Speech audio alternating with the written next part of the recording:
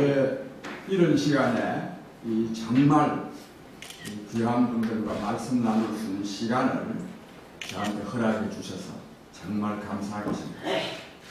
그것도 정말 저도 아침 일찍 나왔습니다만 아침 일찍 이렇게 나오신 여러분들의 귀한 정성, 열정에도 존경의 것을 교회에 많이 봤습니다. 먼저요, 그 민주노총의 문제점에 대해서는 다 잘 알고 계십니다. 저라고 해서 특별히 그걸 전공한 것도 아닙니다.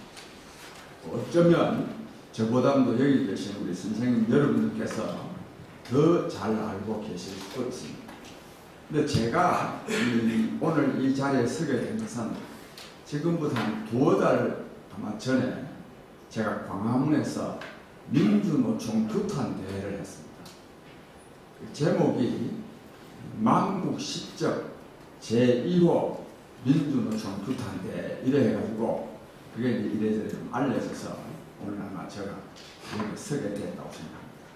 근데 제가 평소에도 민주노총이 참 문제가 많다 이런 생각을 하면서도 그냥 넘겨왔다가 물론 비판적인 견해는 저는 오래전부터 많이 했습니다. 특히 한 94년경부터 제가 아주 언론을 통해서 제가 이 민주노총의 문제점을 많이 지적했습니다. 그런데 특별히 한 2달 전에 한 것은 2가지 이유 때문이었습니다. 하나는 이 탄력 근로제 문제를 가지고 민주노총에서 탄력 근로제 그때 별로 한다 하지도 안 했대요. 좀 나왔을 텐데 광화문에 한 2만 명을 동원해가지고 굉장한 격렬한 시위를 하더라고요. 그래서 제가 그래서 탄력 근로제에 대해서 근로제 기간 확대에 대해서 노동자들이 반대할 수 있습니다. 그러나 그 정도가 너무 심하다. 이는 진짜 오만한 거다. 그래서 굉장히 불쾌했습니다. 그래서 저 민주노총을 한번 내가 조져야 되겠다. 이런 생각을 하고 있던 차에 또 잘 아시는 것과 같이 오늘 아침에도 본 신문에 났네요. 이 문재인 정권이요 민주노총한테 절절절 냅니다. 전에는 노사정이라고 했는데 요즘 경로사정인가 해가지고 하는데 민주노총이 참여하지 않는다고 해서 경사노인가 그걸 출범을요 6개월씩 늦췄습니다. 그 다음에 대통령이 참석한 그 창립회의 6개월이나 늦춘 그 창립회의를 청와대에서 했는데 민주노총의 참여를 권유하는 결의안을 제기했습니다. 그래서 민주노총이 뭡니까? 이 대통령이 이따지 되나 되겠습니까? 이거? 그리고 지금까지도요, 이 탄력 근로제를 말하자면 주 52시간 실시에 따른 말하자면 경영진의 여러 가지 애로사항, 또 불만사항을 조금이라도 좀 덜어주기 위해서 작년 11월경에 금년 연말까지 탄력 근로제 기간을 확대하기로 여야가 또 청와대까지 나서서 합의를 했습니다. 지금까지 탄력 근로제 기간이 3개월까지 되어 있는데 이걸 6개월 내지 1년으로 연장하기로 합의를 했습니다. 그랬으면 그 합의까지 하고 청와대까지 나서서 합의했으면 그걸 그대로 해야 될 거 아닙니까? 민주노총이 참여하지 않는다고 해서요. 문재인 대통령이 직접 나서서 곧 민주노총 참여할 텐데 그때까지는 국회가 좀 기다려 주기를 바랍니다. 이 공식적으로 발언한 겁니다. 국회가 좀 기다려 주기를 바랍니다. 그러고 나서 이제 민주노총 해야 되는데요. 민주노총은 참여하지 않았습니다. 참여 안 했어요. 안 했을 뿐만 아니라 제가 언제 날짜까지는 기억 못 하겠습니다만 그 참여 여부를 결정하기 위해서 민주노총에서 회의를 했는데 처음에 반대 찬성했다가 슬슬 빠져나가가지고 정족수 미달로 해가지고 그냥 무산시켜줬어요. 그 회의를. 지금 공식적으로 제가 알기로 한 2번 벌써 회의 정족수 미달로 해가지고 이걸 무산시켰습니다. 대체 이런 자들이 어떻습니까? 이것이요 용납되고 있습니다. 대한민국 사회에서 지금까지 그렇지 않습니까? 지금까지. 그래가지고 그 뭐 문성현이 그 사람 그 위원장 그 사람 뭐 민주노총에 참여하지 않아서 뭐 울고 말이죠. 그게 또 울었다는 것이 또 뭐 신문에 또 기사가 되고 이 민주노총이 뭡니까? 더더욱 제가 또 이 정말 안타깝게 분노에 맞이하는 것은 우리 사회의 이른바 자칭 진보 지식인들이 민주노총이 뭐 말하면 꼼짝을 못합니다. 전혀 비판하지 않습니다. 또 내가 하나 분노한 것은 이 한겨레 신문의 논조입니다. 민주노총이 경산호에 참여하지 않는다고 해서 비판하는 사설을 썼는데 그 사설이요 내가 간지러워서요 볼 수가 없어요. 얘는 비판을 한 건지 합리화를 해준 건지 이게 언론입니까 이게? 민주노총이 뭡니까 이게? 그래서 저는 저도 사실 뭐 제가 무슨 힘이 있습니까? 또 힘은 없지만 저도 바쁜 사람입니다. 그것도 뭐 하나 남 비판하려고 그러면요 상당한 또 이로운 무장을 해야 됩니다. 그 다음에 또 제가 하나 분노하게 된 것은 이 전태일과 관련된 겁니다. 전태일은요 민주노총이 지금 이해하고 있는 그런 전태일이가 전혀 아닙니다. 또 우리 국민들이 전태일이 하면 이해하고 있는 그 전태일도 아닙니다. 전태일은 정말 대단한 사람입니다. 그리고 지금 이 시대야말로 전태일 사상이라야만이 오늘 우리 사회가 안고 있는 여러 가지 문제를 해결할 수 있다고 저는 확신하는 사람입니다. 그런데요, 이 민주노총이요, 전태일을 완전히 그냥 웃기는 사람으로 만들어 놓고 있어요. 그래서 저는 어쨌든 아시는 바와 같이 전태일 말하자면 이 사건이 사회 문제화 하는데 저도 약간 일조한 사람 아닙니다. 그런 사람으로서 전태일이가 이렇게 말하자면 오해되고 있는 것을 내가 용납해서는 안 되겠다. 그래서 제가 어떤 글을 쓰느냐 하면 민주노총에는 전태일이 없다. 제가 이런 이름의 글을 썼습니다. 그랬지만 뭐 민주노총 도대체 엄청난 비난이 저한테 들어왔습니다. 그러나 저는 아시다시피 그런 비난에 대해서 제가 눈도 깜짝하지 않습니다. 하여튼 이런 조금 전에 말씀드린 그래서 제가 앞으로 이 전태일을 좀 바로잡아야 되겠는데 제가 그래서 사실 바로잡으려고 굉장히 노력했는데요. 여러 가지 어려운 점이 있습니다. 이건 또 돈과도 관련되어 있습니다. 민주노총 전태일 재단 운영하는 데 민주노총 조합원들이 이래저래 돈을 많이 내지 않습니까? 또 그렇지도 않습니다. 내가 또 공개하는데요. 한때는요, 전태일 재단 행사에요, 민주노총 이름으로 5만원 낸 일이 있습니다. 5만원. 돈 5만원이 적은 돈은 아니지만, 근 100만 가까운 조합원을 거느리고, 그것도 전태일을 또 자기들이 또, 전유하다시피 하는 단체에서 돈 5만원 내는 게 이게 인간들입니까, 이게? 그 다음에 또 전태일 재단 운영위원회라는 것이 있는데 민주노총 대표가 아니지 당연히 민주노총 운영위원도 있죠. 잘 안 나옵니다. 나오지도 않습니다. 그래도 다 대접받습니다.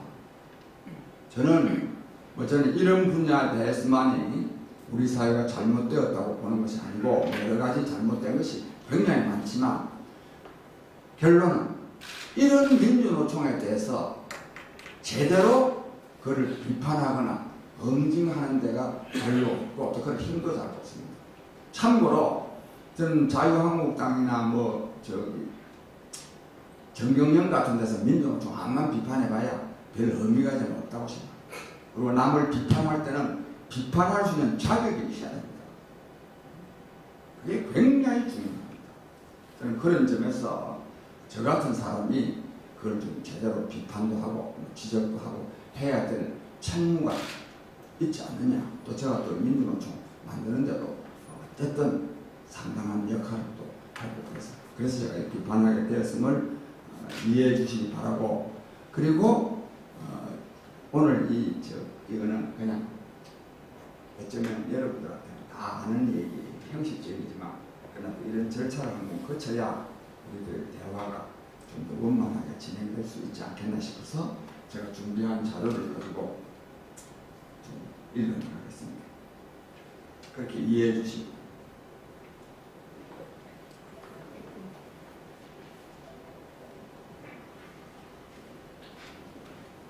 그 제목은요, 민주노총의 이기적 환경, 이기적인, 굉장히 이기주의자.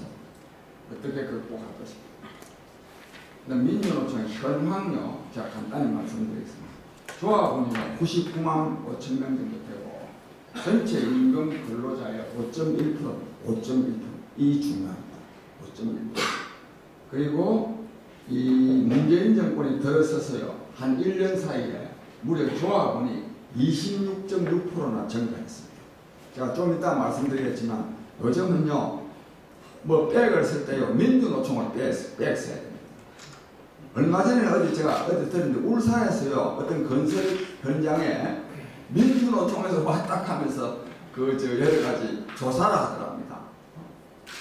그 소리 듣고 그럴 만한 세상이 됐다 싶습니다. 이 사기꾼들이거든요. 민주노총이라 하면 뭐 내 나라 하면 내놓을 수밖에 없는. 제가 그래서 옛날에는요, 이 사기꾼 감별법이 있는데 청와대나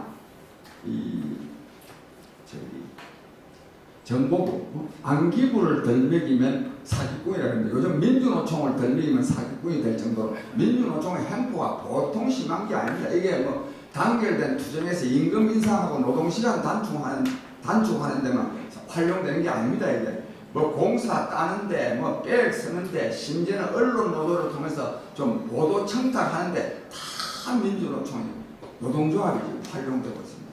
참 정말 희한한 세상입니다. 원래 노동자들에게 단체 행동권, 단결권, 단체 교섭권, 단체 행동권을 보장한 것은 그 사회의 약자라고 해서 보장했는데 요즘은요, 민주노총 약자가 아니라 최강자가 됐습니다. 대통령보다 더 셉니다. 이런 상황이 되어 있음을 여러분들도 잘 알고 계실 것입니다. 그 다음에 정규직의 노조 가입률이요, 전체적으로 12.7%고요. 비정규직의 노조 가입률은 1.9%밖에 안 됩니다. 제가 이걸 쓴 것은 진짜 비정규직이 노동조합이 필요하죠. 이 정규직은 전부 다 기득권층입니다. 그렇고요. 그다음 참고로 민주노총은 조합원이 99만 명인데 한국노총은 지금 101만 명.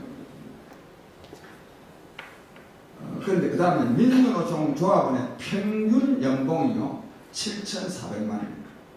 7,400만 원인데 이거는 이 민주노총 안에도 비정규직도 있고 여성 노동자도 있고 뭐 또 좀 다수 민주노총은 대체로 대기업 위주입니다. 대기업 위주. 약 18개 기업이 전에 36만 명이었습니다. 평균 조합원이 한 회사 조합원이 20만 명입니다.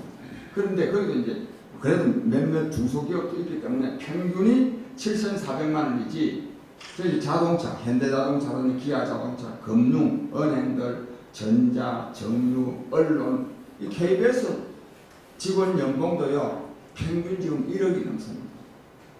KBS에서 한 15년쯤만 근무하면 평균 한 1억 3천만 원 됩니다. 다른 뭐 MBC, SBS 다 마찬가지입니다. 이게 진짜 정말 민주노총의 주력 기업들은 다 연봉이 1억 넘습니다. 국민은행요, 얼마 전에 제가 보니까 비정규직 빼고요, 국민은행 조합은 평균 연봉이요 1억 3천만 원.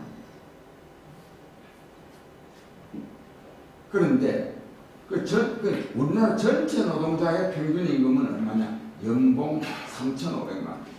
반이 안 됩니다. 민주노총 조합은. 월급 하든. 그 다음에 2018년 현재로 그때 당시에 최저임금이 153만 원인데 그 153만 이하의 근로자들이 무려 311만 명이나 됐습니다.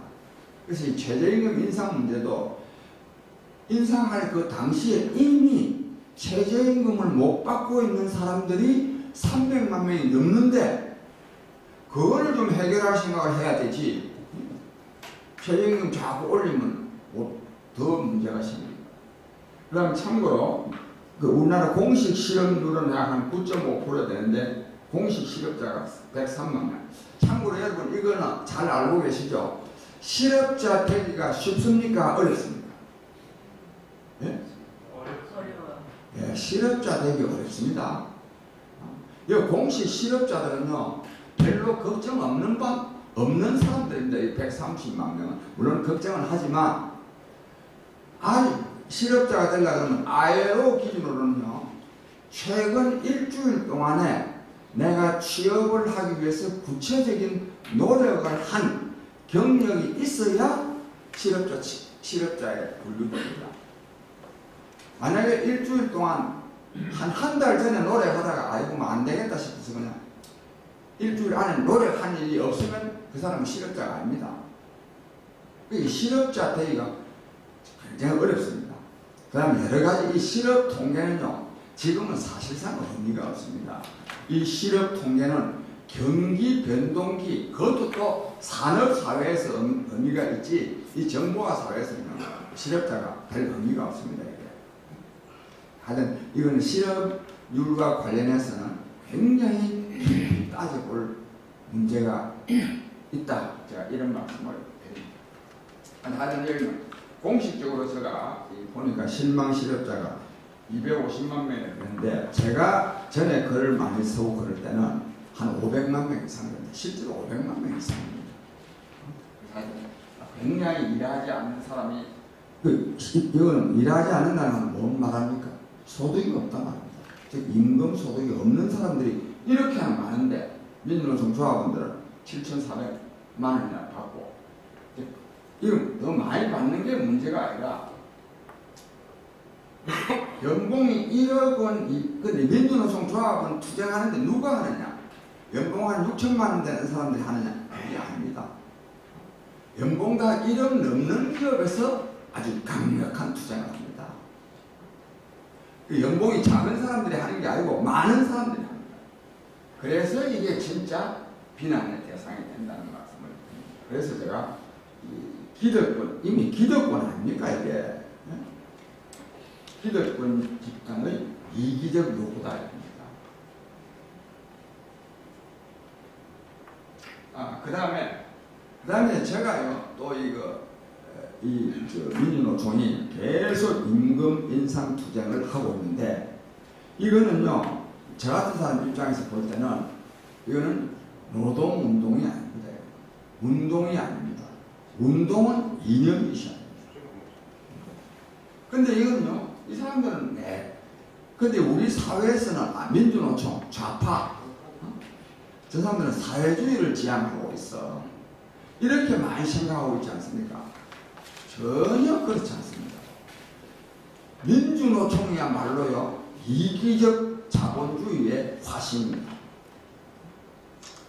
저 사람들은 돈 뺏기 모릅니다. 나쁜 놈이 즉 이기적 자본주의의 화신입니다. 운동을 하는 사회주의 근방에도 안 갑니다.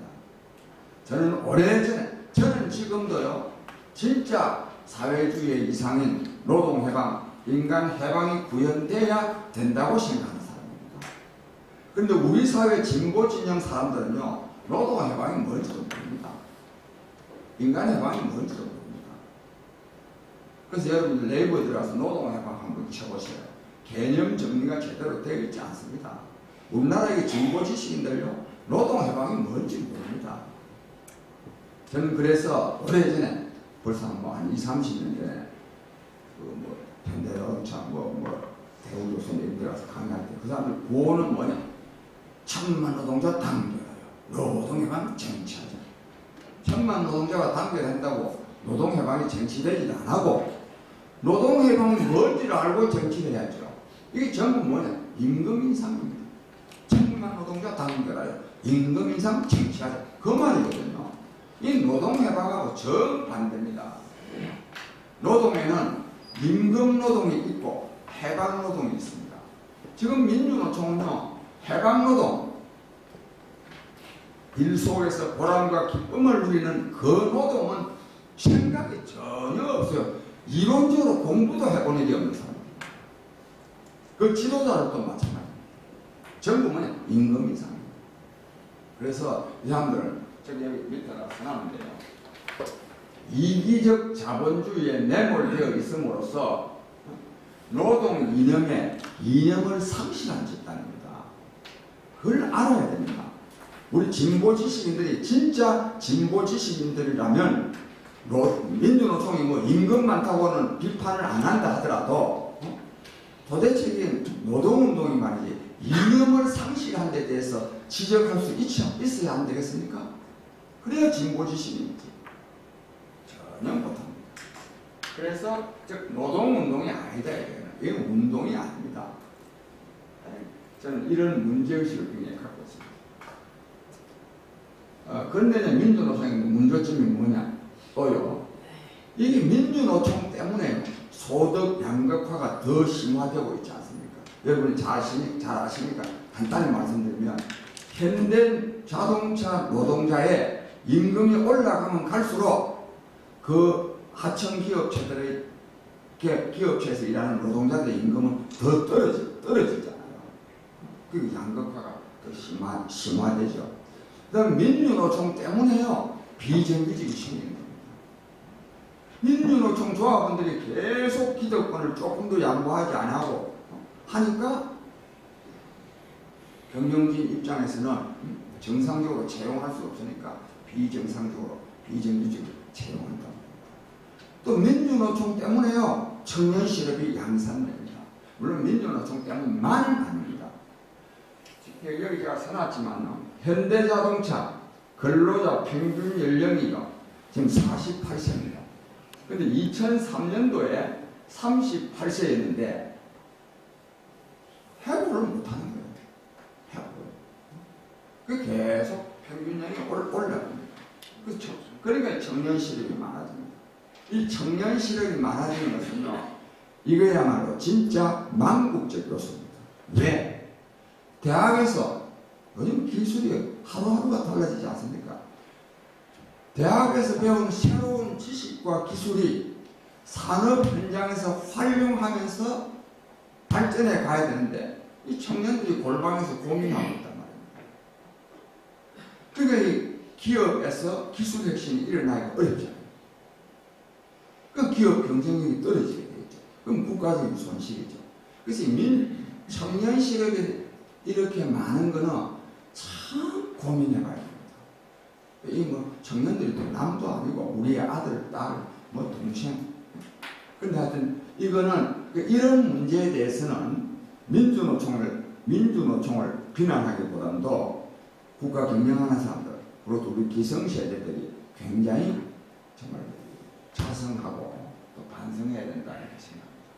하여튼 이 평균적 해고를 못하니까 해고만 못하는 것이 아니라 민주노총 때문에 폐업도 못합니다. 폐업도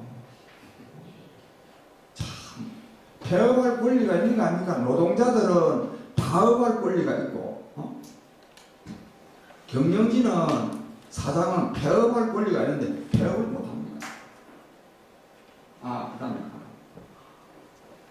그다음에요. 이 대기업 노동자들이 고임금 때문에 공산품 가격이 계속 올라갑니다. 이것도 문제다. 그 다음에 민주노총의 문제점이 뭐냐면 무소불위의 권력 집단입니다. 아까 제가 말씀드렸죠. 대통령, 장관, 국회의원이 꼼짝 못하는 건 아니고 하여튼 뭐 상당히 그 예를 들자면 제가 있었는데 빠졌는데 이 최저임금 인상이 문제가 있다고 하는 것을 지금 지난 가을에 뭐 여기저기서 지적이 되니까 문재인 대통령도 어디 가서 뭐 좀 문제 있다 하는 이런 발언을 좀 했어요. 약간 고용노동부 장관도 좀 말했는데 민주노총 겁이 나가지고 그걸 공식적으로 말을 못합니다. 도대체 이 사람들 대통령 또 할 것도 아닌데 왜 그렇게나 겁내는지 모르겠어요. 하여간 아까 말씀드린 대로 이 민주노총 이 불참한다고 해가지고 회의가 계속 공전되고 지금도 마찬가지입니다. 오늘 아침에 신문에 보니까 지금도 그렇대요. 공전되고. 그래서 아까 제가 말씀드린 대로 문성현 씨가 그랬어요. 문성현 경산호 위원장이 민주노총 때문에 6개월 동안 기다렸다. 그러면 되겠습니까? 아까 말씀드린 대로 5.1%밖에 안 되는데. 그 지금까지 참여하고 있지 않습니까? 그다음에 이제 정족수 미달을 해가지고 안 해버리고. 그다음에요. 이 민주노총 때문에 근데 참고로 이걸 저는요 나중에 좀 지적을 하겠습니다만 이 책임을 저는 민주노총이 문제는 있지만 이 책임은요 민주노총에 있다 하면 안 됩니다. 이 책임은 정치권에 있습니다. 또 지식인 사회에 있습니다. 책임은 그건 좀 있다는 말입니다. 그래서 어쨌든지 하여튼 민주노총이 임금 인상을 계속 요구해가지고 과도한 임금으로 말미암아서 국가 경쟁력이 약화됩니다. 그래가지고 해외 자본은 잘 안 들어오고 국내 자본은 민주노총 때문에 못하겠다. 아마 여기요 우리나라 이 자본 중에 기업 중에 베트남이나 중국에 많이 나간 것은 임금이 즉 낮은 임금을 찾아서 그리로 나간 점도 있지만 민주노총 때문에 나갔다고 봐야 됩니다. 이게 민주노총 때문에. 이런 데 대한 이러면 안 되는 거 아닙니까 이게? 이렇게 하면서 무슨 일자리 창출이 됩니까?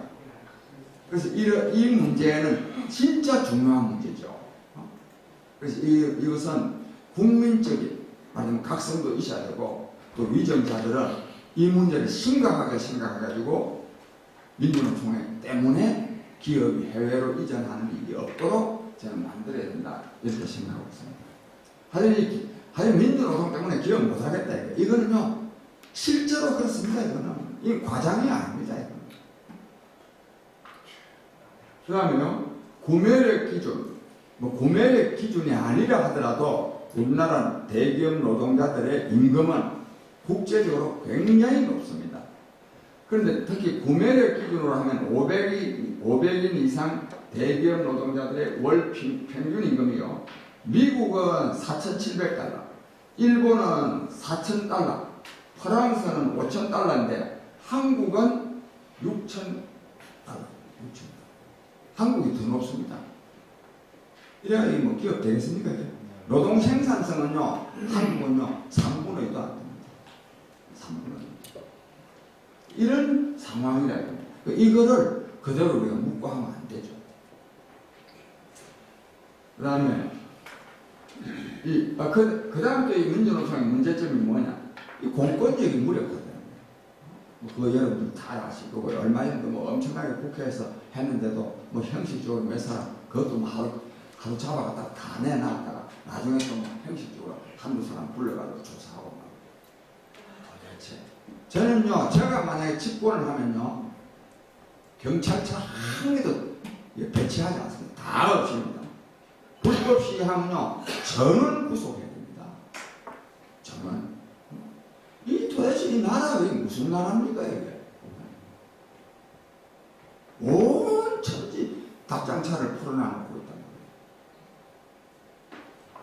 그래서 공권력인지 아주 잘못되어 있다는 것을 우리가 알 수가 있습니다. 그래서 하여튼, 그래서 뭐 잘 아시는 것 같이 말이죠. 민주노총이 불법한 거는 제대로 조사도 못하고, 특히 문재인 정권이 들어서 더 심합니다. 기업주 쪽에서 뭐 문제가 되면 별로 조사는 못 하는 거예요. 그래 얼마 전에 여기 충청도 어느 쪽에서는 기업 사장이 노동자한테 갇혀가지고 엄청나게 폭행당하고 협박당한 그런 일도 있었지 않습니까? 그 다음에 이 그림은요, 이 민주노총이 아까 말씀드린 대로 뭐 이제 일거리야 맞는데도 이 백을 써가지고, 백이 아니에요. 횡포를 부려가지고, 우리한테, 그 일거리는 우리한테 달라. 이런 게 굉장히 많습니다. 이 민주노총만이 아닙니다. 이 김대중 정권 때부터요, 이 제약 시민운동권에서 얼마나 일거리를 많이 빼앗아가지고 가져갔습니까? 특히 복지사업과 관련해서 이런 것도 굉장히 문제다 생각합니다. 그 다음에 민주노총은요, 뭘 요구하는 건 많은데요, 자기의 이익을 손톱만큼도 양보하지 않으려고. 이러면 안 된다 생각합니다.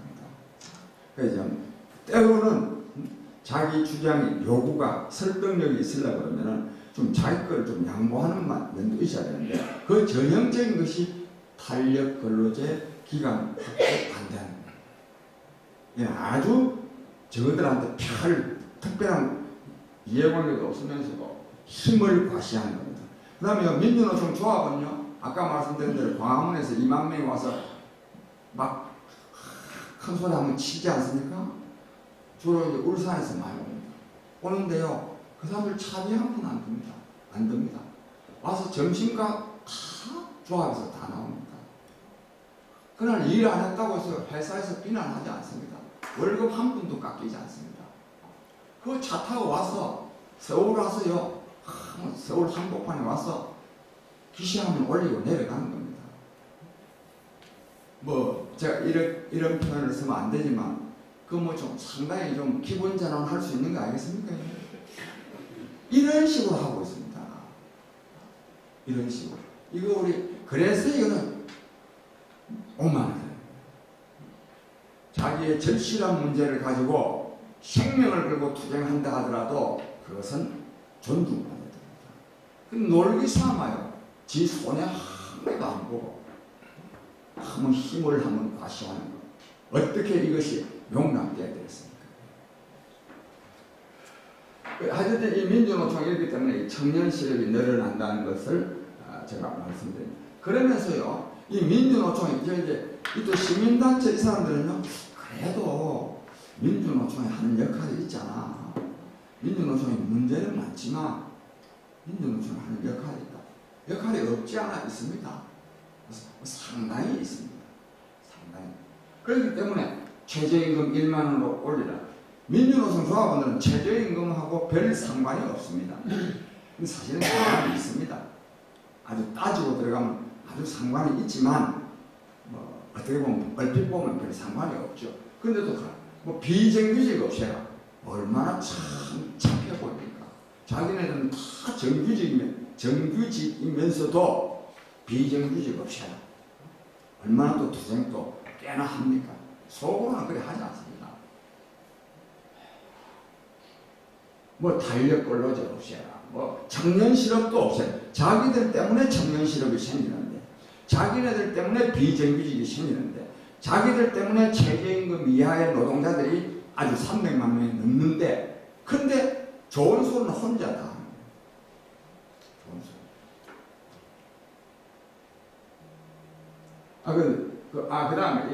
그 다음에요, 해고와 관련해서, 해고를요, 일체 못합니다.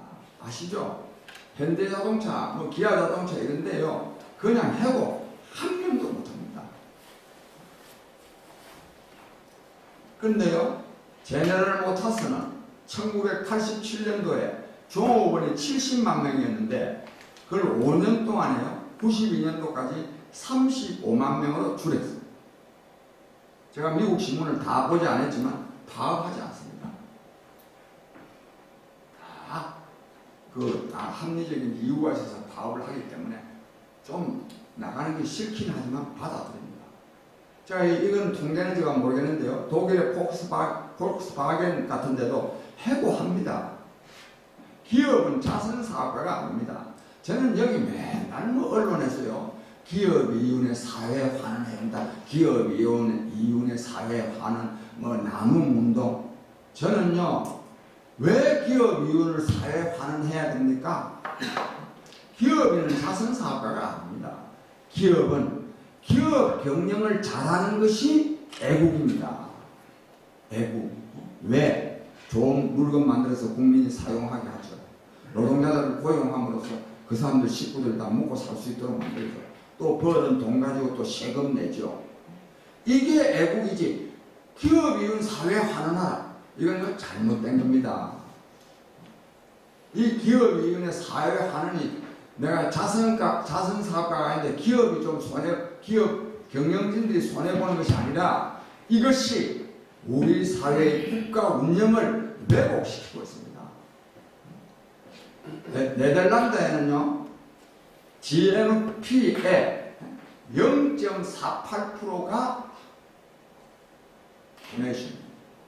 우리나라는 4.8%입니다. 그럼 여러분, GNP의 4.8% 이 기부하는 사람하고 0.48% 어떻게 마치 10% 차이라고요. 네덜란드 사람들이요, 예? 뭐 남을 돕고 싶은 마음, 사랑이 적어서 그럴 것 같습니까? 그렇지 않습니다. 그렇게 할 필요가 없는 세상을 만들어 놓고, 여기 특히 조선일보 맨날 나눔 강조합니다. 전혀 옳지 않습니다. 장학제도요, 장학제도로 없애야 됩니다. 국민소득이 3만 달러인 나라에서 아직도 돈이 없어서 공부 못하는 사람이 있으면 되겠습니까? 제가 오늘요, 내가 민주노총도 비난하지만 아무쪼록 여기 자주 뵙는 분도 있지만 이 귀한 시간을 가졌으니까 제가 바라는 바는 우리 사회 전체 문제에 대해서 우리 선생님들께서 한번 고민해보는 시간이 되기를 바랍니다. 동아일보 같은 데서는요, 동아 꿈나무 장학금이 있는데요, 지금 계속 100만원씩 500만원씩 지금 계속 받고 있습니다. 언제부터 지불하느냐? 이 해방 100년인 2045년도부터 장학금을 지급한답니다. 앞으로도 25년 후인 2045년도에도 돈이 없어서 공부 못하는 학생이 있는 대한민국이 되면 되겠습니까? 이것이 지식인들이 하는 짓입니까? 이게? 바로 그런 자들이 있기 때문에 지금도, 그리고 어쩌면 2045년도에도 돈이 없어서 공부 못하는 학생들이 있는 거 아닙니까? 지식인들의 문제입니다. 정말 제가 좀 건방지게 말씀드리는데요, 지금 사회과학 지식은요, 저 생각으로는 제로 베이스입니다. 제로 베이스. 그런데 이것은 사회과학의 숙명적인 겁니다.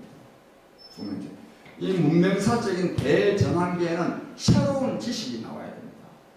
원래요, 자연과학의 발달이 앞서 나가고 그 자연과학의 발달에 기초해서 현실 사회가 발전하고 그 현실 사회를 분석해서 정리하는 것이 사회과학입니다. 그렇기 때문에, 그리고 그 사회과학에 기초해서 국가경영, 사회운동하는 게 이게 정치요, 사회운동입니다. 늦어질 수밖에 없습니다. 이런 급격한 변화 속에서는. 그래서 여러분들께서 조금, 그 다음 참고로 모든 지식은 시대 상황에 따라서 변하는 겁니다. 특히 여기 우리 보수를 주장하는 분들 가운데는 아담 스미스의 국부론에 나오는 자유주의 경제학을 굉장히 신봉합니다. 그걸 인용하는 글이 굉장히 많습니다. 아담 스미스가 보면요, 통탄한 것입니다. 국부론의 맨 앞에 나오는 거 있잖아요. 빵 굽는 빵 장사는 사회 발전, 국민의 복지를 위해서 빵을 생산하는 것이 아니라 나의 경제적인 이익을 위해서 빵을 생산한다. 그런데 그것이 결과적으로는 국민의 복지, 사회 발전에 기여한다. 그렇게 써놨죠. 그걸 지금도 왜 인용하는 글 굉장히 많이 나오지 않습니까? 전혀 옳지 않습니다. 국부론 그 시대에, 즉 자본주의 초기 사회에 맞는 이론이에요. 지금은 맞지 않습니다. 특히 우리나라 경제학자들요, 공짜 정신은 없다. 그 외 맨큐나 그 경제학의 몇 가지 원리들이 있는데 그거는 전부 다 틀린 겁니다. 저는요, 우리 사회에서 가장 중요한 것은 뭐냐? 경제학의 혁명이 일어나고 이게 가장 중요하다고 저는 보는 사람입니다. 왜 그러냐? 이것도 그 다음에 요 말 하기 전에 먼저 말하면 이 마르크스주의자들 있지 않습니까? 우리 사회의 운동권, 이 사람들은요, 마르크스의 이론을 모르는 사람들입니다. 이것은 운동권 마르크스주의자들에만 해당되는 것이 아니라 이 마르크스의 철학은요 위대한 것입니다. 마르크스는 대단한 철학자입니다. 사상가입니다. 그런데 무슨 말씀이냐? 마르크스의 이놈의 핵심은 뭐냐? 유물론의 핵심은 뭐냐? 사회 경제적인 토대가 바뀌면 상부구조로서의 이론은 바뀐다. 이게 마르크스주의예요. 그러면 초기 산업자본주의 사회를 기반으로 해서 정립한 그 마르크스주의 이념은 지금은 폐기되어야 되는 거예요. 이게 진짜 마르크스 철학을 이해하는 사람의 인식입니다. 왜? 그때는 지금은 초기 산업자본주의 사회가 아니잖아요. 만약 사회 경제적인 토대가 근본적으로 바뀌었습니다. 그러면 새로운 이념이 나와야 되는 거예요. 마르크스주의, 마르크스 철학에 입각하면. 그런데 제 말씀은 제가 아까 예로 되돌아가서 아담 스미스 예로 되돌아가서 그래서 우리나라의 자유주의자들은 큰 자유주의. 모든 이념은요 시대 상황에 따라서 그것이 타당성이 있을 때도 있고 없을 때도 있습니다. 그걸 인식해야 됩니다. 자유는요 진짜 궁극적으로 소중한 가치입니다. 그러나 그 자유가 강조되는 정도는 시대 상황에 따라서 변화됩니다. 또 예를 들면 우리나라의 평화 있지 않습니까? 이 세상에서 가장 좋은 가치는 평화입니다. 자유와 평화입니다. 근데 요즘 문재인 정권 문재인 정권 아우 시민운동 통일운동이 아니죠. 이거 남북 관계 관심 가진 사람들 평화 그러잖아요. 지금 저 사람들이 주장하는 평화는 아주 나쁜 평화입니다. 그러니까 어떤 가치도 시대 상황에 따라서 다를 수가 있습니다. 심지어는 사회주의도 그렇습니다. 여기 또 우리나라는 사회주의라 그러면 만고역적입니다. 200년 전에도 역적, 지금도 역적, 앞으로도 역적. 그렇게 생각하면 안 됩니다. 사회주의는요, 어떤 일정한 사회 발전 단계에서는요, 한 20년 내지 40년 동안은요, 그 사회의 발전을 위해서 굉장히 기여했습니다. 1917년 러시아 혁명이 1960년도 초반까지는요, 그 농노 국가인 러시아를 거의 미국과 대등한 공업국가로 사회주의 덕분에 만들어냅니다. 북한도요, 1945년부터요, 1970년대 초반까지 남한보다 잘 살았습니다. 그건 김일성이가 정치를 잘했어가 아니라 사회주의 덕분입니다. 그 이후에 지금 못 사는 이유는 뭐냐? 사회주의 때문에 못 사는 겁니다. 북한이 못 사는 이유는. 이처럼 이념은요, 특정 시대 상황에 따라서 그것이 타당할 때가 있고 그것이 역기능을 할 때가 있습니다. 이념은 생명이 있는 겁니다. 저는 그렇게 생각합니다. 그런 점에서 우리가 이 지식인들이요, 이 지식, 이념, 이론의 기본 원리를 알아야 된다고 감히 저는 주장하고, 경제학의 경우에 어떻느냐? 지금까지의 경제학의 대전제는 뭐냐 하면, 대전제는 자원은 유한한데 인간의 욕심은 무한하기 때문에 자원을 효율적으로 배분함으로써 인간의 욕망을 최대한으로 충족시키기 위한 기술을, 제도를 개발하는 것이 경제학 아닙니까? 이 경제학 원론은 이렇게 써놨습니다. 대전제가 이제는 참 붕괴되고 있습니다. 자원은 유한한데 욕망은 무한하다. 이게 이제는 바뀌어야 됩니다. 오히려 자원은 유한한데 자원은 무한한데 욕망은 유한하다는 것이 전제가 되어야 됩니다.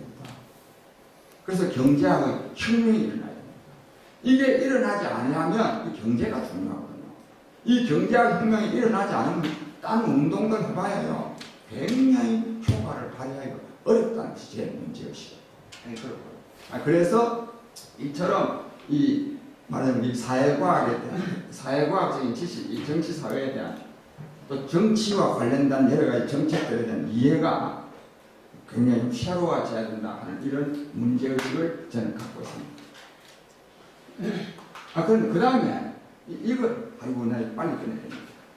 근데 민주노총만 비난하면 안 됩니다. 제 문제의식이 이겁니다. 민주노총만 정리하고 왜 반대하느냐 하면 안 됩니다.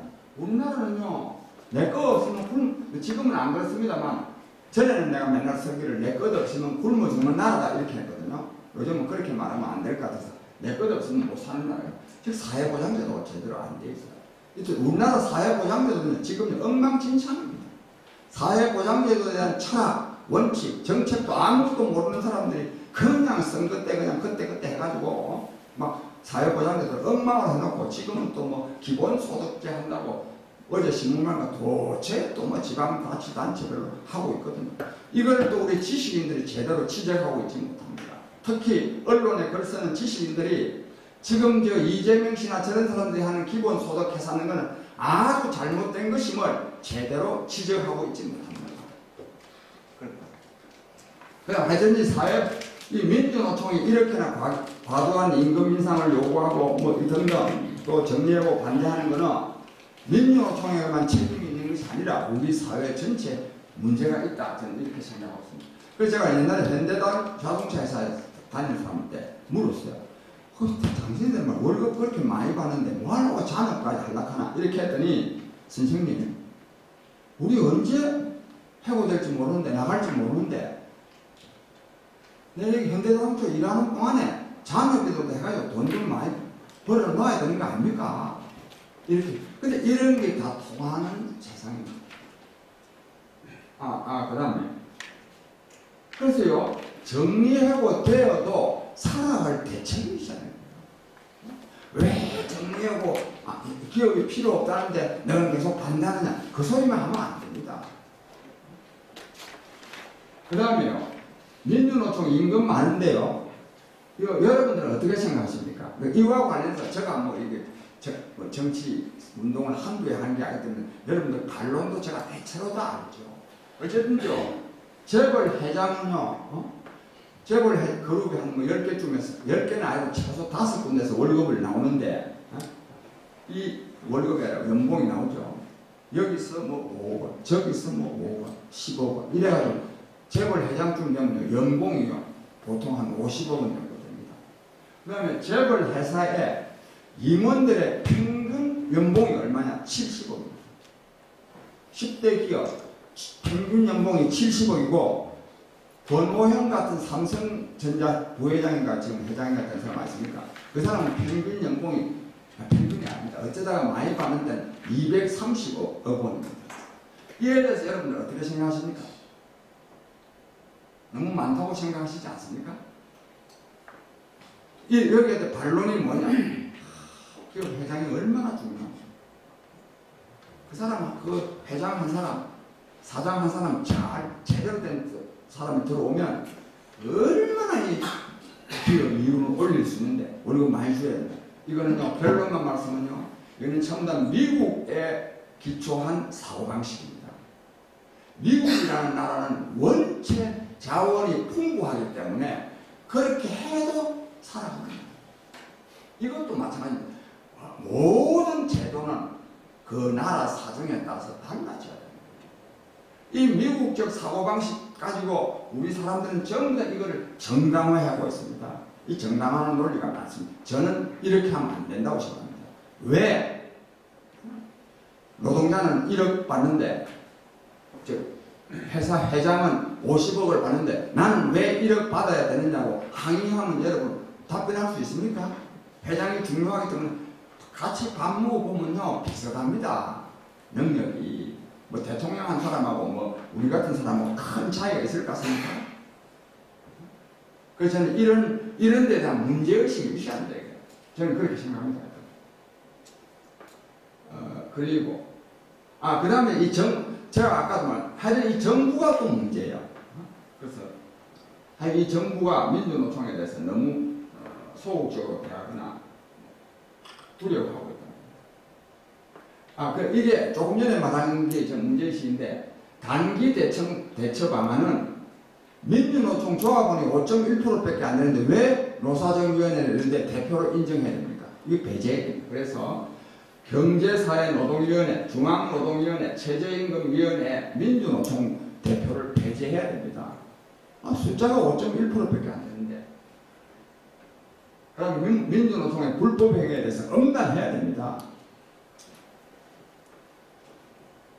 그 다음에 근본적 대처 방안인데요. 이거는 하여튼 제가 이 근본적 대처 방안은 우리 사회의 국가 운영 방안을 저는 근본적으로 바꿔야 된다고 봅니다. 민주노총 비난한다고 이 문제가 해결되지 않습니다. 저는 그렇게 생각하고 있습니다. 그래서 제가 말씀이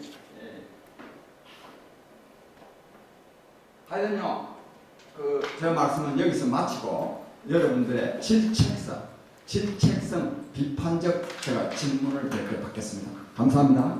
감사합니다. 자리에 앉아주시고요. 각각 지정 토론의 말씀 듣고 질문 마지막 부탁드리겠습니다.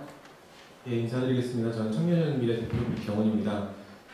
제가 이제 그동안 주로 이제 하는 일이 이제 청년 일자리 연구와 노동시장에 대해서 연구를 하는 일을 하고 있고 또 이제 지금까지는 이렇게 노사정위원회와 그리고 이제 고용노동 일자리위원회에서 이제 정책을 제안하고 또 정책에 대한 피드백을 드리는 그런 역할을 하고 있었습니다. 그래서 보면 이제 노사정위원회에서 위원으로 있을 때에도 이제 당시에 이제 민주노총이 이제 같은 테이블에 원래 위원이긴 하나인데 한 번도 얼굴 뵌 적은 없었던 것 같고, 근데 지금 현재는 이제 일자리위원회에서 이제 그 KF 위원을 하고 있는데 거기서는 이제 같이 지금 현재 그 민주노총 위원분이랑 같이 이제 협상 테이블에 앉아서 이제 뭐 그런 더 나은 일자리를 위한 이야기를 나누고 있습니다. 근데 오늘과 같은 이런 자리가 또 마련이 된 것은 그런 민주노총이 우리가 대표의 자격을 부여하고 또 이 대표의 그들과 함께 이제 같은 이 논의 테이블에 앉아서 같은 이야기를 더 나은 노동에 대한 이야기를 이야기하자고 하지만 이게 어쨌건 정상적인 논의 테이블에서 벗어난 그런 주의 주장을 주로 이제 민주노총에서 하다 보니까 이런 자리도 마련된 것이 아닌가 싶습니다. 앞서 이제 발제자 분의 이야기를 너무나도 잘 들었고요. 제가 이제 말씀드리고 싶은 건 그러면 이 민주노총에 대한 문제를 해결해 나가는 데 있어서 이 주체들이 있다면 이 주체들의 역할은 무엇일까를 고민을 해봤습니다. 그래서 한 세 주체의 역할에 대해서 좀 고민을 해봤습니다.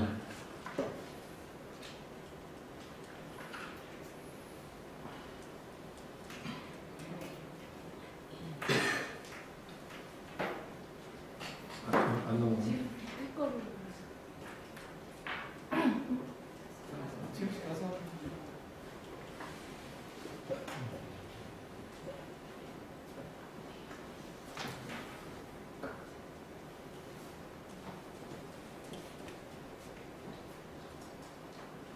그래서 제가 발제자분의 그 발제 내용을 한 3가지 정도의 키워드로 묶어봤습니다.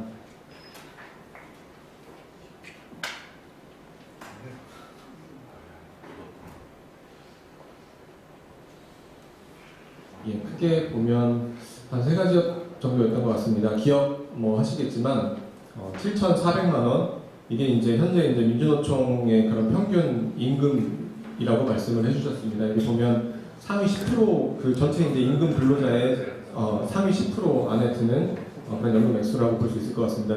실제 노조가 이 노조원들의 그런 권리를 위해서 목소리를 내는 게 너무나도 당연한 일이기는 하지만 이것이 이제 단순히 이 노조의 이익을 극대화하는 것에서 그치지 않고 또 말씀해주신 것처럼 5.1%의 대표, 그러니까 임금을 받는 임금 근로자의 5.1%가 이제 현재 민주노총에 소속이 되어 있는데 5.1%의 대표이긴 하나 현재 이제 우리가 인정하든 인정하지 않든 이 노동 문제와 관련된 이런 대표성 있는 그런 직을 이제 민주노총에서 다 이제 경사노위를 비롯해서 최저임금 산정하는 위원회를 비롯해서 이런 위원회에서 이제 대표의 목소리를 내고 있다라고 하는 것이 문제인 것 같습니다. 그리고 이제 또 아까 현대자동차 말씀도 해주셨지만 우리나라에서 이제 90년대 이후로 이 자동차 공장이 들어선 적이 한 번도 없습니다. 그런 것이 아까 말씀해주신 다른 선진국과의 그런 임금만 비교를 해봐도 우리나라의 근로자들의 임금이 훨씬 더 높다는 것을 알 수 있고, 그러다 보니까 더 기업들은 더 자꾸 해외로 나가서 공장을 짓고 할 수밖에 없는, 그리고 더 어찌 보면 이제 더 자동화된 그런 이제 공장을 선호할 수밖에 없는 그런 시스템이 계속 되어가고 있는 것 같습니다. 그런 측면에서 봤을 때 이제 노조가 자꾸 이제 과대 대표가 되면서 실제 이게 계속 이렇게 안 좋은 현상들이 계속 반복되는 것 같습니다. 실제 노조가 뭘 더 하려고 하면 할수록, 그리고 더 그 역할을 더 잘할수록 어찌 보면 이제 사회에서 약자라고 할 수 있는 분들이 오히려 더 사지로 내몰리게 되는 결과를 내는 것 같습니다. 실제 이제 노조에서 얘기하는 그런 노동에 대한 권리, 그래서 이 정규직에 대한 이 권리 보호를 더 보호하면 보호할수록 사실 이 노동시장에 들어가지 못한 예를 들어 비정규직 이런 분들, 사회적 약자 이런 분들이 이제 그런 일자리를 잃게 되고 하면서 이런 효과들이 좋지 않은 효과들이 계속 이 악순환이 반복되는 것 같습니다. 그런 의미에서 봤을 때 이제 책임자들의 역할을 한 3가지 정도로 이렇게 구분을 해봤습니다. 일단은 첫 번째로 이제 이 노조의 문제에 있어서 어찌됐건 주체는 이제 노조인 것 같습니다. 현재 우리는 기술의 발전이 이끄는 그런 사회 굉장히 빠른 그런 시장과 산업의 변화를 체감하고 있습니다. 여기 계신 분들이 혹시 체감하고 계신지 못하신지는 모르겠지만 어찌됐건 그 산업과 시장의 최전선에서는 굉장히 빠른 변화가 일어나고 있고 그것이 또 노동의 가치에 있어서 노동의 가치를 굉장히 더 빠르게 바뀌어가고 있는데 그런 의미에서 봤을 때 실제 이제 노조도 그러면 그런 변화된 시장과 산업에 맞게끔 새로운 이제 선도적인 그런 메시지와 어젠다와 미션과 비전을 이야기해야 될 텐데 여전히 우리가 접하는 그런 노조에서는 일은 적게 돈은 많이 고용은 길게 딱 이 정도의 메시지로 정리를 해볼 수 있을 것 같은데 이런 목소리를 내고 있다라고 하는 것입니다. 그런 의미에서 봤을 때 이제 주체라고 할 수 있는 민주노총에도 진화가 필요하다고 생각을 합니다. 미스트롯이라는 최근 이제 프로그램을 많이 아시겠지만 실제 이제 이 미스트롯이라는 프로그램이 굉장히 이렇게 전 세대에게 인기를 얻고 굉장히 흥행을 했던 것은 같은 트로트라는 장르이지만 이것을 이 시대에 맞게 재해석하고 그리고 단순히 트로트뿐만 아니라 다른 장르와 또 다른 세대가 같이 어우러질 수 있는 그런 콘텐츠를 같이 콜라보해서 냈기 때문에 이 미스트롯이라는 그런 하나의 또 새로운 콘텐츠도 나왔다라고 생각을 합니다. 그런 것처럼 이 노조도 이 노동 문제에 있어서 새로운 시대의 흐름에 맞는 그런 새로운 대안을 분명히 제시할 필요가 있겠다 싶은데 이제 현재까지의 그런 모습들을 봤을 때는 굉장히 좀 더딘 것이 현실인 것 같고 어찌 보면 이제 계속 이런 식으로 간다면 갈수록 더 강성의 목소리를 내겠지만 계속 아까 그 현대자동차의 평균 연령도 말씀을 해주셨는데 지금 이제 평균 연령이 거의 이제 50대에 다다랐다라고 말씀을 해주셨는데 그런 것처럼 이제 현재 이제 노조의 평균 그 평균 나이를 봐도 굉장히 이제 그 새로운 노동자들이 새로운 젊은 근로자들이 진입을 하지 않고 있습니다. 그런 것이 어찌 보면 노조 안에서도 세대 교체가 되지 않고 있다라고 하는 그런 문제, 세대 교체가 되고 있지 않다라고 하는 것은 새로운 세대가 가지고 있는 이런 그 사람들의 삶과 그 사람들의 일에 대한 관점 이런 것들을 잘 녹여내지 못하고 있다라고 하는 그런 반증인 것 같습니다. 그리고 다음 이 문제의 주체는 정부와 또 이제 정부 그 정치권이라고 생각을 합니다.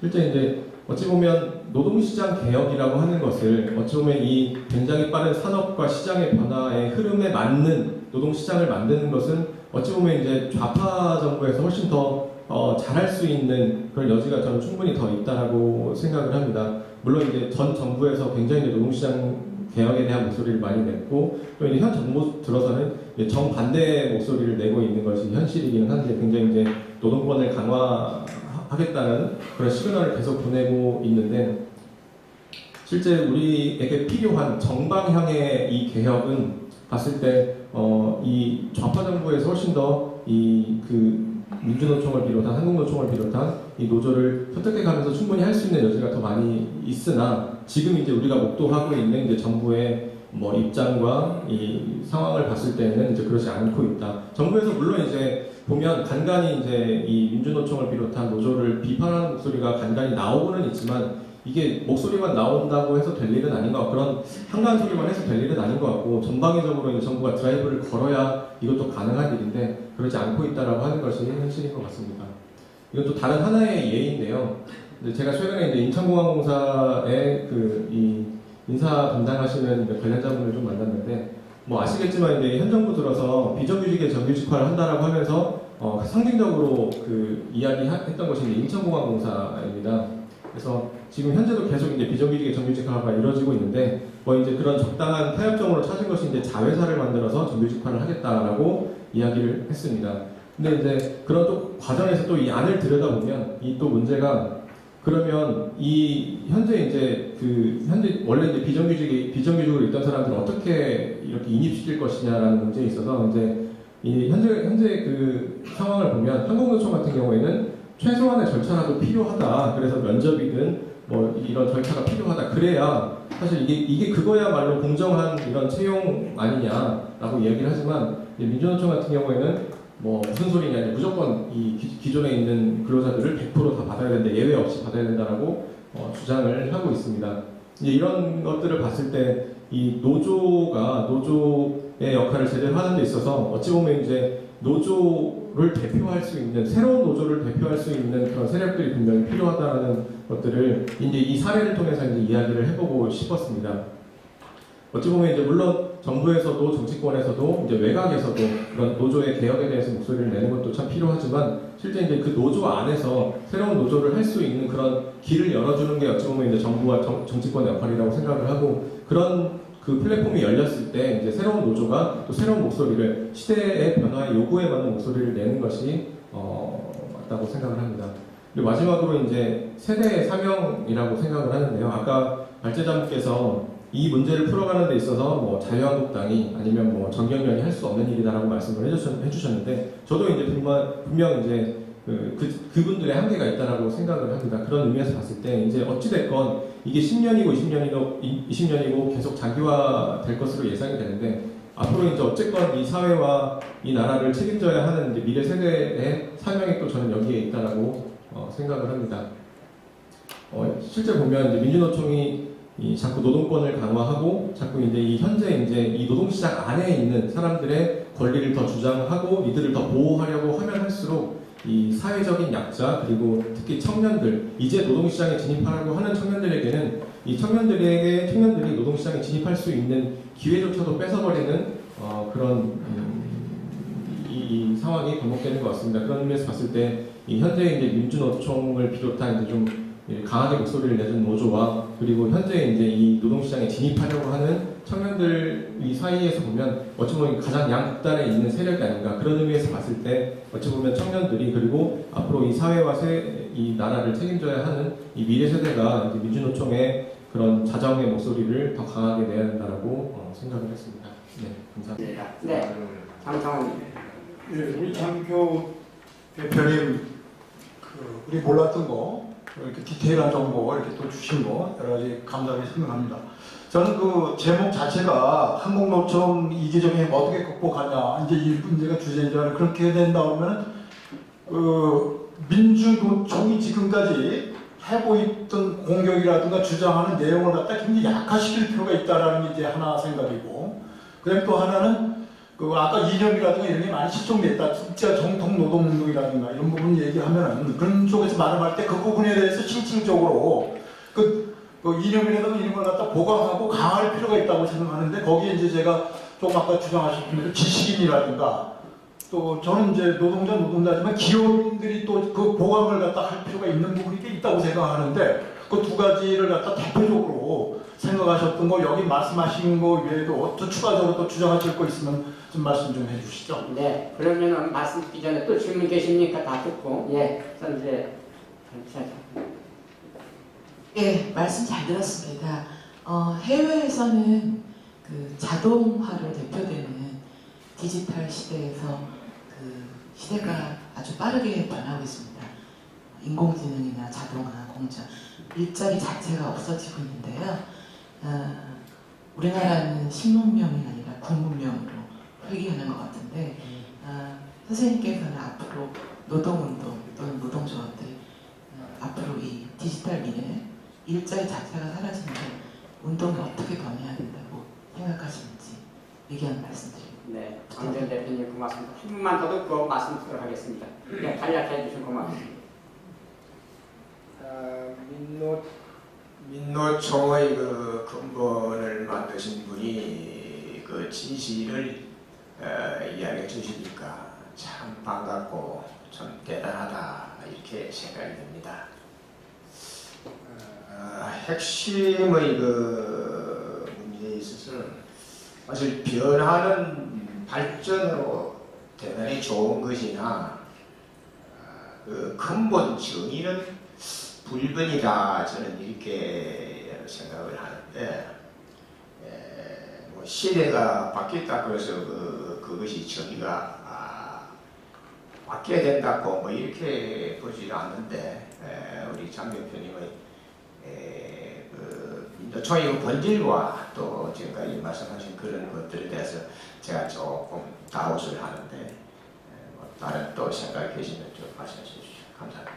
네, 감사합니다. 그럼 답변 부탁드립니다. 질문이 우리 많아서 저 간단하게. 이 젊은 네.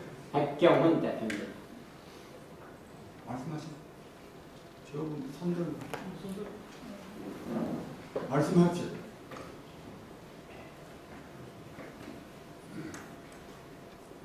저는 우리 장 대표님이 답변을 하기는 떨어지는데 아까 젊은 분이 했으면 좋겠는데 제가 직장을 떠난 지 은퇴한 지 한 20년 넘게 돼요. 근데 한 20년 직장 생활했는데 그럼 물론 지금 너무 달라서 질문을 하고 싶어요. 왜 그러냐? 저희들은요 그 회사 생활할 때 제일 중요한 거는 여러 가지 예사심이에요. 예사심. 내가 어느 회사에 있다. 그 회사를 사랑하는 정신 그거 하나고 회사의 기강이에요. 위에 저 상사들한테요 눈 하나 깜짝 못했어요. 고개 하나 못했어요. 무조건 따라가는 거예요.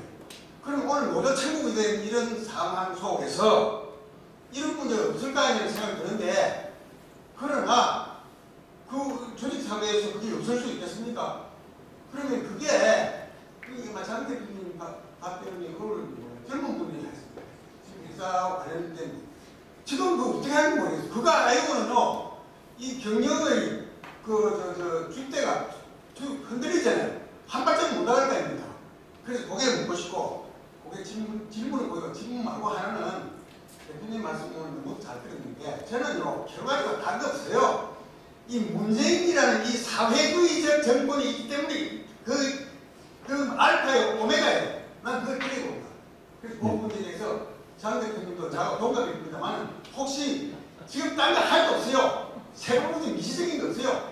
문재인이라는 사회주의 정권이 한국에도 이만되고 전혀 있어서는 안 되는 정권이 되었기 때문에 하는 그 이유가 하나가 네, 있다고 알겠습니다. 생각합니다. 네, 감사합니다. 네, 답변 우선 해주시죠. 예, 그 문제요. 우리 젊은 분, 저보다는 더 훨씬 설득력 있는 민주노총의 문제점을 지적했고요. 근데 중요한 것은 이 청년들이요, 이 나서야 됩니다. 청년들이 문제를 해결하기 위해서 공무원 시험만 취락하면 우리 젊은입니까? 또 우리 어른들도 젊은이들을 좀 더 질책해야 됩니다. 자기 문제를 자기가 해결해야 되죠. 청년들이요, 우리 사회에서요, 동정의 대상이 되고 있습니다. 동정의 대상이. 또 지원의 대상이 되고 있습니다. 그래서 이재명 씨나 뭐 이런 사람들 청년 수당 주는 저런 것들 강력하게 비판해야 됩니다. 비판이 아니라 아주 비난하고 규탄해요. 저는 하여튼 그래서 청년들이 나서야 된다. 자기들 문제를. 그 다음에 그 선생님께서요. 민주노총에 대해서 우선요. 법치주의가 확립돼야 됩니다. 민주노총만 아니라 강력하게 법치주의가 확립돼야 되는 걸 보고요. 그 다음에 디지털 시대에요. 저는요. 이제 임금 인상이 노동자들 말하자면 요구의 또 투쟁의 목표가 되면 안 된다고 생각합니다. 진정한 행복, 노동 속에서 보람과 기쁨을 누릴 수 있는 그런 방향으로 그래서 운동의 이념이 저는 바뀌어 가야 된다. 저는 그렇게 생각하고 있습니다. 그 다음에 저 선생님께서 말씀하신 거는 그랬어요. 이거를 민주노총 사람들 뭐 계속 젊어서부터 일만 한 사람들이 우리 사회를 전체적으로 어떻게 조망할 수 있겠습니까? 이 지식인들이 중요합니다. 지식인들이. 저는 그래서 이 노동자들이요. 기업의 주인이 될 수 있도록 해야 됩니다. 그래서 저는 옛날에 현대자동차 가서 강연 같은 거 할 때 그 임원들이 막 쫙 와 있을 때 현대자동차 노동자들이 시키면 시키는 대로 주면 주는 대로 눈이 흐리멍텅한 그런 현대자동차 노동자들이 일해가지고 세계 시장에 나가서 제대로 된 자동차를 만들어낼 수 있겠느냐? 불의에 대해서 분노하고 자기의 권리를 단호하게 요구하고 눈이 반짝반짝 빛나는 그런 노동자라야만이 현대자동차가 만든 현대자동차가 수출도 잘 되지 않겠나 이런 말씀을 드리는데 이 주인이 돼야 돼요. 근데 노동조합법은 어떻게 되어 있느냐면 이렇게 돼요. 단체 교육수 할 때 현대자동차 주식회사는 각 현대자동차 주식회사 노동조합은 을 이래 되어 있습니다. 이것도 바꿔야 되는 거 아닙니까? 이거? 현대자동차 노동자들이 현대자동차가 노동자들 거지 뭐 혼자 건 아니지만 뭐 주식 투자자도 있지만 그러니까 저기 노동은 이걸 대립적인 개념으로 보면 안 됩니다. 저는 그랬어요. 우리 저는 이 법대를 30년 만에 졸업을 했는데 제가 그래서 졸업 논문을 하나 써냈습니다. 뭐라고 쓰느냐? 법이 체계가 바뀌어야 됩니다. 지난날 아까 잠깐만 이 사회 상황이 바뀌면요 사회 운영의 한 준칙으로서의 법 구조도 바뀌어야 됩니다. 우선 노동조합법이라는 건 뭐냐 하면요 노동자들의 권리는 자본가에 비해서 노동자의 힘은 약하니까 노동자들의 단결권, 단체 교섭권, 단체 행동권을 보장합니다. 이 파업 있지 않습니까? 이건 파업은요 엄격하게 따지면 영업방해 행위입니다. 영업방해 행위. 그런데 이거를 영업방해죄로 취급하지 않습니다. 왜? 합법적으로 단체 행동권을 보장했기 때문에 파업권. 이것이 지난날은 노동자의 힘이 약할 때는 이런 걸 해야 되지만 이제는 노동자 때문에 못 살겠다고 하고 노동자가 대통령 후에도 있으려고 하는 판에 이런 법이 존재하면 됩니까? 그래서 이거는 법학자들이 이론적으로 이걸 쫙 지적을 해야 됩니다. 근로기준법도 마찬가지입니다. 근로기준법은요 아무리 자유시장 경제를 하더라도 근로조건의 최소 기준까지는 마련해가지고 국가가 보호했는데 이랬는데 지금은 이런 법도 좀 굉장히 수정돼야 됩니다. 하여튼 아무쪼록 하여튼 저 선생님께서 말씀하시는 노동자들을 이제는 자꾸만 경영진의 대립적인 개념으로 볼 것이 아니라 주인의식을 갖도록 해야 된다고 생각합니다. 저는 그래서 노동자들을요 경영진에 저는 참여시켜야 된다고 생각합니다. 그리고 앞으로는 저는 노동조합은 이제 없어져야 된다고 생각합니다. 없어져야 된다. 근본적으로는. 근데 그것까지 내가 말씀드리면 너무 불필요한 논란만 불러일으킬 것 같기 때문에 그리고 끝으로 저 오늘 올 때 마음의 준비를 잘 했는데 너무 좀 독단적인 견해를 내가 오늘 표명 안 해야지 내가 생각하고 왔는데 역시 또 저 성질을 버리지 못해서 독단적인 견해를 많이 표명한 데 대해서 제가 굉장히 송구스럽게 생각한다는 말씀을 드립니다. 시간이 된 것 같은데요. 네, 감사합니다. 그럼 자리 앉으시고요. 박수를 주시기 바랍니다.